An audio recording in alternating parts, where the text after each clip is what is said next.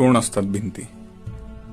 काल अडोस असलेल्या आज अडगळ बनवून उभ्या आहेत. दिवसागणी 100-500 माणसांची वर्दळ असायची. इथं आज 2 पाखरं पण घरटं करून नाहीत. कित्येक गजबजाट, भांडणं, सल्लामसलती या भिंतींनी कान देऊन ऐकले असतील. गर्दीस मिळू पाहणाऱ्यांना थोपवून उभारलेल्या या भिंती कष्टाचं भांडवल होतं. संसारिक वस्तूंचं हे दुकान. इथून फक्त वस्तूच नाही, कित्येक संसार पण टिकले.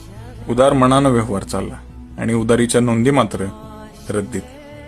पाया मजबूत होता, बांधकाम ठोस होतं, कारण वास्तू उभारणारा माणूसच चिरेबंदी होता. माणसं जोडली पाहिजेत, ती टिकली पाहिजेत, त्यातच आपलं वैभव. त्यांच्या हयातीत इथं माणसं कायम जोडली गेली. काल समृद्धी नांदताना पाहणाऱ्या या भिंती आज त्यांच्या विचारांच्या वारशाची साक्ष घेऊन उभ्या आहेत.